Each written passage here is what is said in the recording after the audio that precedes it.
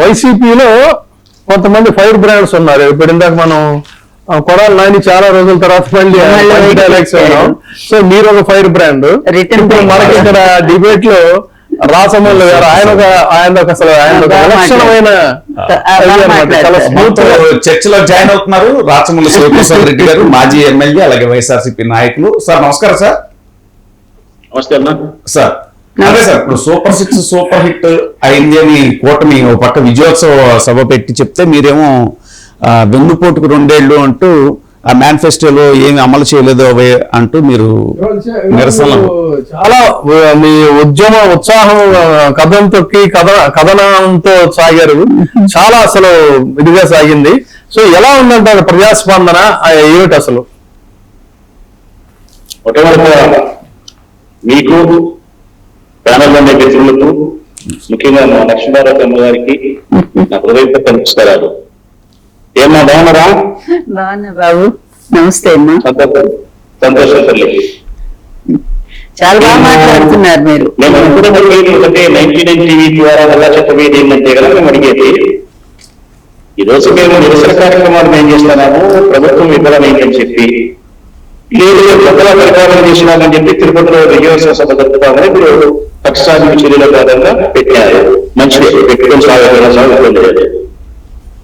చేసిన అభివృద్ధిని, ఇచ్చిన సంక్షేమాన్ని చెప్పుకొని మరొక మీరు తప్పట వేసుకున్నారు కదా, మాకు వచ్చిన అభ్యంతరం లేదు. మీరు సంక్షేమాన్ని అందించకుండా, అభివృద్ధిని చేయకుండా ఏ విధంగా మీరు విజయోత్సవ సభను జరుపుకుంటారు అని ఈ రాష్ట్రంలో ఉండే నీ పాలన ద్వారా బాధించబడిన బాధితులు ప్రశ్నిస్తా ఉన్నారు. ఆ ప్రశ్నలు వారి గొంతు మాత్రమే మాది. వైఎస్ఆర్ కాంగ్రెస్ పార్టీని గొంతు మాత్రమే, మాటలు నాయకులు సామాన్యమైన వాళ్ళు ఏమన్నా కాలేదు. పెద్ద పెద్ద తెలియని మాటలు లోకేష్ మాట్లాడినా, లేకపోతే పెద్ద పెద్ద రచనలు కవిత్వాలు రాసిన వాళ్ళు రాసిచ్చిన మాటలైనా, చంద్రబాబు నాయుడు అతి తెలివితేటలు ప్రదర్శించిన, పవన్ కళ్యాణ్ విడివిడి జ్ఞానంతో మాట్లాడినా, ఎట్లా మాట్లాడినా మాట్లాడుకోవాలండి. నాలాంటి వాళ్ళ దగ్గర నుంచి వాళ్ళకి సంధించే ప్రశ్నలు సర్వసాధారణమైన, అత్యంత సామాన్యమైన సగటు జీవితంలో సగటు మనిషి దైనందిన జీవితంలో ఆర్థికపరమైన ఇబ్బందులతో, ఆకలితో, గౌరవంతో, అప్పులతో, రోగంతో, వస్తుతో జీవితాన్ని గడిపే నాలాంటి మనుషులు. ఎందుకంటే ఇప్పుడు దాకా వచ్చినారు, నా బాల్యమంతా పేదరికం వచ్చింది కాబట్టి నాకు బాగా తెలుసున్నాను. కాబట్టి మా సగటు ప్రశ్నలే ఉంటాయి, పెద్ద పెద్దగా బుర్రం ఉంటాం. ఒకటే ప్రశ్న నాది, చంద్రబాబు నాయుడు గారు జరిగింది. మీరు మా వాళ్ళందరూ చెప్పినారు, అదే మాట మళ్ళీ సూటిగా పెడతాను. మీరు ఆడపిల్లలు ఏమి మాకు ఇచ్చినారు 55,000 రూపాయలు. అందరికీ ఎంతమంది ఆడపిల్లలు ఉంటే అందరికీ ప్రతి నెల 1వ తారీఖు వేస్తాను అని చెప్పినావు. వేసినావా? వేయలేదు. ఆడపిల్లలకి సమాధి పెట్టి పారేచ్చు. 50 సంవత్సరాలకి ఎస్సీ, ఎస్టీ, బీసీ, మైనార్టీ వాళ్ళకి పెన్షన్ అన్నావు, ఇచ్చినావా? అది మరో 5 ఏళ్ళు పడుతుంది అన్నావు. అది పోలేదు. నిరుద్యోగ 3,000 రూపాయలు ఇస్తానన్నావు, ఇచ్చినావా? ఇవ్వాలి. 20 లక్షల ఉద్యోగాలు ఇస్తానని చెప్పినావు, అది కూడా ఇవ్వకపోవడంగా ఇచ్చిన 16,000 ఉద్యోగాలుగా మెగా టీఎస్సీ దగా టీఎస్సీ చేసి పారేసినావు. ఇప్పుడు రైతులకు ఏమన్నా 26,000 ఇస్తానని చెప్పినావు, ఒక 6,000 రూపాయలు సెంట్రల్ గవర్నమెంట్ ఇచ్చింది, 20,000 రూపాయలు నువ్వు ఇవ్వాలా? 1 సంవత్సరం ఎగరగొట్టినావు. ఈ సంవత్సరం 14,000 నుంచి 6,000 ఎగరగొట్టినావు. 10 లక్షలు 20 లక్షల మందికి ఎగరగొట్టినావు. మరి ఇది వాగ్దానం అందరూ కట్టినట్టే కదా నా ఉద్దేశంలో, నీ ఉద్దేశంలో అయినా కానీ. సరే, గ్యాసులు 10 సంవత్సరానికి 3 ఇస్తానని చెప్పినావు, 2 సంవత్సరాలు అయింది, 6 ఇయ్యాలా? ఒక్క మాట అడుగుతానన్నా మీ ద్వారా, ఈ 105 నియోజకవర్గాలు ఏ నియోజకవర్గమైనా వస్తానే. ఏ నియోజకవర్గం ఎందుకు లేక ముఖ్యమంత్రి గారి నియోజకవర్గం కుప్పానికే వస్తా. కుప్పంలో మీరు నిలబడి అర్హత కలిగిన ప్రతి అంతకు 6 సిలిండర్లు ముట్టినాయని చెప్పి మీరు చూపించగలిగితే, ఎవరికైతే రావాలో మా అందరికీ 6 సిలిండర్లు వచ్చినాయన్నా అని చెబితే, నా జీవితంలో నేను ఎన్నికల్లో పోటీ చేయను, ఈ ప్రభుత్వానికి క్షమాపణ చెప్తా. మరి ఇందులో గొప్ప సవాళ్ళు మేము వైఎస్ఆర్ కాంగ్రెస్ పార్టీ నుంచి మా నాయకులు మేము మాట్లాడే ప్రజల పక్షాన వీటికి సమాధానం చెప్పకుండా ఎక్కడో సభ పెట్టుకొని ఆ సభలో మీరు చెప్పే మాటలు కూడా ఆడబిడ్డనేది ఇయ్యలేదు, పీపీపీ విధానం తీసుకొచ్చిన దాటేది. తర్వాత 50 ఏళ్ల పెన్షన్ గురించి ప్రస్తావించకపోవడం, నిరుబడి ప్రస్తావించకపోవడం. సరే, ఫీజు రీయింబర్స్మెంట్ ఇచ్చినావా? ఈ రోజు ఫీజు రీయింబర్స్మెంట్ మీరు ఇవ్వకపోవడం వలన డిగ్రీ పూర్తయిన పిల్లలు డబ్బులు లేక సర్టిఫికేట్ తీసుకోకుండా ఉద్యోగాలు కూడా ఇబ్బంది పడుతున్నారు. చదువుకునే పిల్లలు కాలేజీ రానికపోతే ఇంటికి అమ్మలో వాళ్ళ అడిగి డబ్బులను తీసుకుపోవాలా, లేకపోతే కాలేజీకి పోకుండా ఉండాల్సిన పరిస్థితి వచ్చింది. ఆరోగ్యశ్రీ పథకాన్ని రాజశేఖర్ గారు తెచ్చినాడు, జగన్మోహన్ గారు 20 లక్షల కార్డు ఇచ్చినాడు. మీరు ఆరోగ్యశ్రీని నిలిపేసినారు, ప్రైవేట్ హాస్పిటల్ పోతే కోర్టు పెట్టారు, ఆరోగ్యశ్రీ పంపించదు, డబ్బులు లోపల కానీ లేకపోతే రావాలని. పేదవాళ్ళు అప్పులు చేసి చూపించుకునే వాళ్ళు చూపించుకుంటున్నారు, అప్పులు చేయలేని వాళ్ళు ఉంటున్నారు, రోగాలతో వస్తున్నప్పుడు బాధపడుతున్నాడు, సత్యాలు బతుకునేవాడు బతుకుతున్నాడు. పొరపాటు అప్పు చేసి చనిపోయినా అప్పు తీసుకునే వారికి ప్రతిరోజు చూస్తుంటాడు. ఈ అప్పు తీసుకునేదానికి వెళ్లి పెట్టడానికి రోజు చచ్చిపోయేదానికంటే ఆ లెక్కలాగా రోగంలో ఒకసారి చచ్చిపోయేది వచ్చే స్థితిలో అప్పు చేసిన వాళ్ళ పరిస్థితి ఉంది అనేది నిజం కాదా? ఇది జగన్ ఇచ్చిన పథకాలు ఇస్తాను అంటే చాలా వ్యక్తుల పరువులు చెప్తా జగన్ ఇచ్చింది. రెండు పాయింట్లు ఇక్కడ, 2 పాయింట్లు అండి. జగన్మోహన్ రెడ్డి గారికి క్రెడిట్ చోరీ డిజార్డర్ ఉందనేది ఒక ఆరోపణ. తర్వాత రెడ్ బుక్ తన పని తను చేసుకుపోతూ ఉంటుంది, కుర్ర బ్యాచ్ అని చెప్పని ఒక హెచ్చరిక కూడా చేశారు. ఈ రెండింటిని మీరు ఎలా ఆశిస్తున్నారు? ఎవరు డైలాగులు మధ్య మళ్ళీ ఒకసారి చెప్పండి ఆయన మీరు రెడ్ బుక్ కుర్ర బ్యాచ్ కి ఎర్ర బుక్ వార్నింగ్ అన్నారండి. కుర్ర బ్యాచ్ కి ఎర్ర బుక్ వార్నింగ్ లోకేష్ గారు అన్నారన్నమాట. రెడ్ బుక్ తన పని తను చేసుకుంటూ వెళ్తుంది. జగన్మోహన్ రెడ్డి గారి క్రెడిట్ చోరీ డిజార్డర్ ఉందని చెప్పని అన్నాడు ఆయన. అంటే వాళ్ళు చేసే పనులన్నీ కూడా మీరు చేసామని చెప్పని క్రెడిట్ మీరు పెట్టేస్తున్నారంట. క్రెడిట్ చోరీ డిజార్డర్ ఒకటి, రెడ్ బుక్ ఒకటి, అదే కదా. మా రాయలసీమలో అయితే ఒకలాగా మాట్లాడతారన్నా, మేము కడప జిల్లాలో కొద్దిగా అట్లే మాట్లాడతాము, ఏమనుకోవద్దు, మాకేం చెడ్డ ఉద్దేశం కాదు. మీ వ్యక్తిత్వం గురించి భయపడే వాళ్ళు ఎవరు లేరనేది ఇప్పటికే చాలా సార్లు చెప్పినాం మేము. ఒక 10 మందిలో 15 మందిలో 20 మందిలో 30 మందిలో మా నాయకులు, మా వాళ్ళను, లేకపోతే మా సోషల్ మీడియా యాక్టివ్ గా ఉండే వాళ్ళను అనేక రకాలుగా ఇబ్బందులు పెట్టి జైల్లో పంపి చేసినారు. మా పెద్ద నాయకులను కూడా 15 మందిని 20 మందిని జైల్లో పంపించినారు. ఏమైందన్నా 2 నెలలు 3 నెలలు జైలు పంపించినారు. 3 నెలల తర్వాత బయటకు వస్తాము. న్యాయ వ్యవస్థలో ఏమి తప్పు చేయనప్పుడు శిక్ష పడే పరిస్థితి ఉండదు. నువ్వు మహా అంటే నువ్వు చేయగలిగింది ఏంటంటే మా మీద తప్పుడు కేసులు పెట్టి, నా మీద కూడా పెడతారు, ఎప్పుడోసారి తప్పుడు కేసు పెట్టి నన్ను కూడా జైలు పంపించి ఏర్పాటు చేస్తారు, 2 నెలల్లో 3 నెలల్లో చేస్తారు. నేను నా భార్య కూడా చెప్పినా, ఎప్పుడోసారి చంద్రబాబు నాయుడు జైలు పంపిస్తాడు, మహా అంటే 3 నెలలు పోవాల్సి వస్తుంది, పోతే పోదాంలో ఇబ్బంది ఏముంది, నాకు పెళ్ళైన కొత్తలో మీ ఇంటికి వచ్చి ఒక 3 నెలలు అల్లం తిన్నా, ఇప్పుడు మళ్ళీ కావాల్సింటే చంద్రబాబు నాయుడు పుణ్యాన్ని 3 నెలలు అంతకంటే ఏమైతే ఏం కాదు కదా. నమ్మిన సిద్ధాంతం కోసం, పట్టిన జెండా కోసం, నాయకుని కోసం పౌరుషంగా బ్రతికే దాంట్లో ఉండే సుఖం మరొక దాంట్లో లేదు. ఒక్క మాటలో మా భాషలో చెప్పాలంటే నీ రెడ్ బుక్ మా చిటికనికలు ఉందంటే ఎంటికతో సమానం. మా బొచ్చు కూడా పీకలేదు, నీ రెడ్ బుక్ మమ్మల్ని ఏమీ చేసుకోలేదు. ఇంతకంటే ఆ బుక్ గురించి మేమీ చెప్పాల్సిన అవసరం లేదు. రైట్. దాని తర్వాత ఇంకొక మాట చెప్తా, కర్మ సిద్ధాంతం చెప్తా. కర్మ చక్క వచ్చి దాని కర్మ ఫలితాన్ని అనుభవించాల్సి వచ్చినప్పుడు ఎక్కడ ఆగాలనో అక్కడ ఆగుతుంది. ఈ రోజు రెడ్ బుక్ అనే రాజ్యాంగాన్ని లోకేష్ అనే బాబు సృష్టించినాడు కాబట్టి ఈ కర్మ సిద్ధాంతం ప్రకారము మరో 3 సంవత్సరాల తర్వాత ఎక్కడొచ్చి ఆగాలనో అక్కడే ఆగుతుంది. ఆ రోజు నీ కర్మ ఫలితాన్ని ఏ మేరకు అనుభవించాలనో ఆ మేరకు అనుభవిస్తావు. ఈ రోజు నువ్వు మమ్మల్ని ఒక్కరొక్కరుగా బాధ పెట్టినడు ఈ బాధ మా ఒక్కరొక్కరు 10 మంది, ఆ 10 మంది 100 మంది, 100 మంది 1000 మంది బాధపడినప్పుడు మా 1000 మంది భార్యలు పిల్లలు మా మనసు యొక్క బాధ అంతా కలిపితే నిన్ను కర్మ ఎంత ఏడిపించాలనో అంత ఏడిపిస్తుంది. ఇది తథ్యము. ఇది కర్మ సిద్ధాంతం గురించి మరి మంచి సారవతి సాహితీమతి లక్ష్మీపార్వతి గారు కూడా వారి మాటల్లో ఏం చెప్తారు విందాం. ఏంటి కర్మ సిద్ధాంతం, తర్వాత కొడాలి నాని చెప్పినటువంటి గొడ్డలి ఉపమానం, ఈ రెండింటి గురించి మనకి నీతి శాస్త్రంలో ఉంది కదా, యాదృశి క్రియతే కర్మ తాదృశి భుజ్యతే ఫలం, యాదృశి వ్యాప్యతే బీజం తాదృశి ప్రాప్యతే ఫలం. అంటే నువ్వు ఎటువంటి కర్మ చేస్తావో, ఎటువంటి పని చేస్తావో అలాంటి ఫలితాన్ని తప్పకుండా నువ్వు అనుభవించాల్సిందే.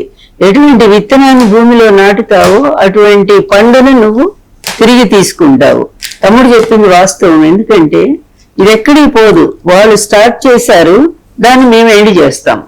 కానీ చాలా మంది మరి అమాయకులు వాళ్ళు కూడా సఫరర్స్ గా మిగులుతున్నారు కదా. వాళ్ళకి ఎంతమంది అండి, వేల మంది మీరు పాపం.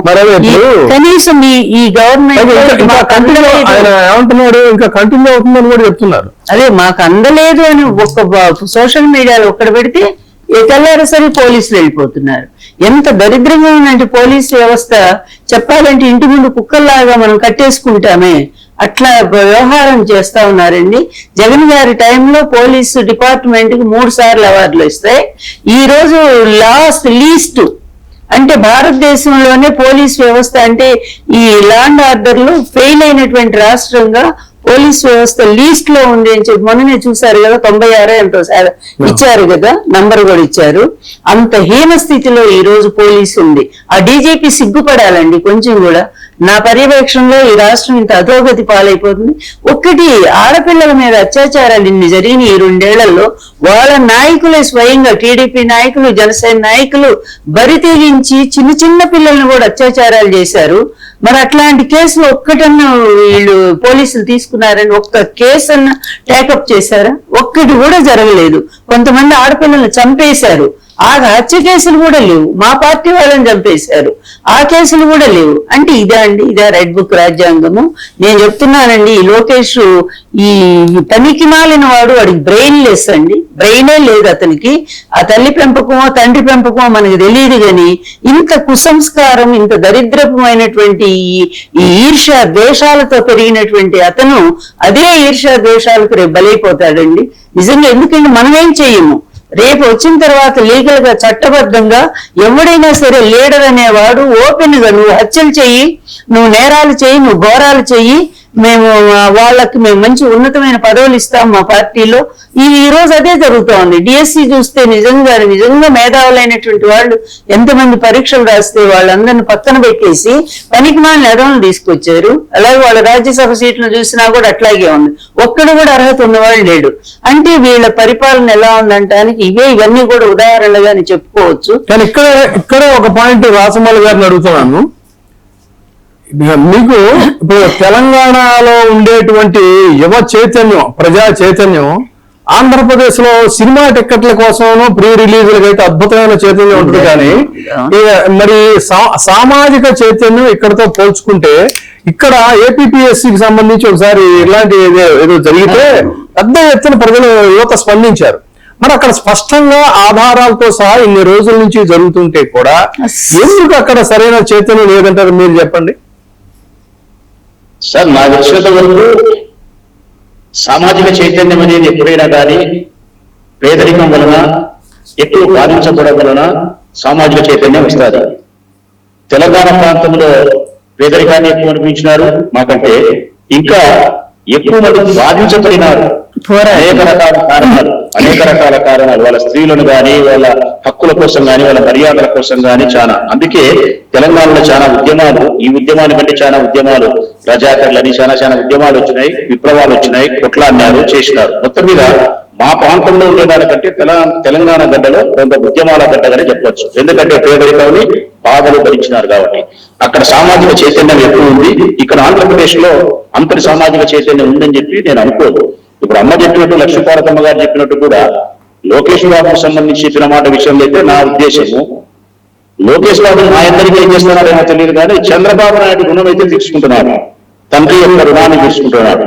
రాజశేఖర రెడ్డి యొక్క రుణాన్ని జగన్మోహన్ రెడ్డి వదలాగా తీసుకుంటే ఆయన పేరును ఎప్పటికీ మర్చిపోకుండా కావాల్సిన మంచి కార్యక్రమాల ద్వారా జగన్మోహన్ రెడ్డి చేస్తే ఈయన ఏం చేస్తున్నాడు? లోకేష్ వాళ్ళ తండ్రి రుణం అంటే కదా. ఉదాహరణ చిన్న కథ. ఒక ఊళ్ళో రామయ్య గారు ఉన్నాడు. ఆయన బావిలో నీళ్లు తాగే బావి కట్టిన ఒంటికి వస్తున్నాడు. బావి కట్టిన ఒంటికి పోయాక తండ్రి మంచిది కాదని ఊళ్ళో వాళ్ళు చెప్తే ఆ రామయ్య వాడు వినేవాడు కాదు. సరే వాడు చెడ్డవాడు అని చెప్పి ముద్ర పడిపోయింది. కొన్నేళ్ళకి రామయ్య చచ్చిపోయినాడు. రామయ్య కొడుకు సోమయ్య. ఆ సోమయ్య వ్యక్తి తీర్మానంగా నీళ్లు తాగే బావిలోనే ఒంటికి పెట్టినాడు. మరి నీళ్లు తాగే బావిలో ఒంటికి పోయి గుంతు రాసోమయ్య అని చెప్తే వాడు వినకపాయ. మన కొన్నాళ్ళ పోయిన తర్వాత ఊరందరూ కలిసి రామయ్య మంచోడు, రామయ్య మంచోడు, రామయ్య మంచోడు అన్నారు. ఎందుకు? రామయ్య బాయి కళ్ళలోకి వచ్చాడు, సోమయ్య వాడు బాయిలోకి వచ్చాడు చేసినాడు ఈ లోకేష్ బాబు రెడ్ బుక్ రాజ్యాంగం తెచ్చి అనేక రకాల పరిగమాల పనులు చేసి. మా లక్ష్మీపార్వతమ్మ చెప్పినట్టు 100% తెలుగుదేశం పార్టీకి ఎట్లయితే శ్రీకృష్ణుడి తర్వాత యాదవ వంశం ఏ విధంగా అయితే జరిగిందని చెప్పి భారతంలో వచ్చినటువంటి శాపం ప్రకారము, గాంధారి ఇచ్చిన శాపం ప్రకారం ఏ విధంగా అయితే జరిగిందో అట్లా ఈ తెలుగుదేశం పార్టీకి చివరి కట్టం ఏంటంటే కదా అడిగి పత్రం వేయడానికి లోకేష్ అనే వాడు పుట్టినాడు. ఈ లోకేష్ అనే ద్వారానే ఈ పార్టీ సమాప్తం కాబోతుంది. రాజ్యాంగం గురించి ఒక మాట చెప్పాలా. నిజమే, రెడ్ బుక్ రాజ్యాంగం ద్వారా మమ్మల్ని జైలు పంపిస్తావు. ఇప్పటి వరకు చంద్రబాబు నాయుడు ఏం చేసినారంటే జగన్మోహన్ రెడ్డి గారి గొప్పతనాన్ని, జైలుకు పంపిస్తే ఆయన కోసం జైలు ఇవ్వడానికి చాలా మంది నాయకులు కార్యకర్తలు సంసిద్ధమైనటువంటి పరిస్థితి చూసినారు. కారణం జగన్మోహన్ రెడ్డి మా అందరి హృదయాలను మనస్సును ప్రేమతో గెలవగలిగినారు కాబట్టి మేము ఆయన కోసం పోతున్నాం సార్. మేము ఏం మాకేం తిరుగుతుండో లేవా, మాకేం కుటుంబాలు లేవా, మాకేం రాజకీయ పరిమితి లేదా, మరి అన్ని రకాల పరిమితులు ఉన్నాయి. రాజకీయ పరిజ్ఞానం ఉంది, చదువుకున్నాము, సంస్కృతం అన్ని మంచి జ్ఞానాలు ఉన్నాయి, మంచి కుటుంబంలో ఉంటాం, మాకు భార్య పిల్లలు ఉన్నాయి.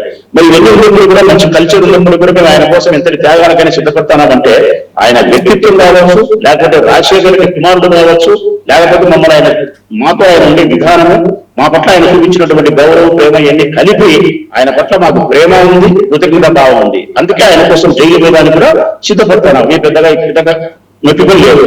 ఇంకా లోకేష్ చంద్రబాబు నాయుడుకు జగన్మోహన్ రెడ్డి గొప్పతనం చూడాలంటే జగన్ కోసం జైలు వేయాలని చూసినావు, జగన్ కోసం చనిపోయే వాళ్ళని చూడాలంటే కూడా రాచమల్లి మొదటి వర్షం అవుతారు. ఇది నా తల్లి కూడా ఉంది, నా తండ్రి కూడా ఉంది, నా తల్లి సాక్షిగా చెప్తానా. అటువంటి ఖచ్చితంగా అటువంటి పరిస్థితుల్లో రాకూడదు, మీరు చిరంజీవిగా ఉండండి బాబు.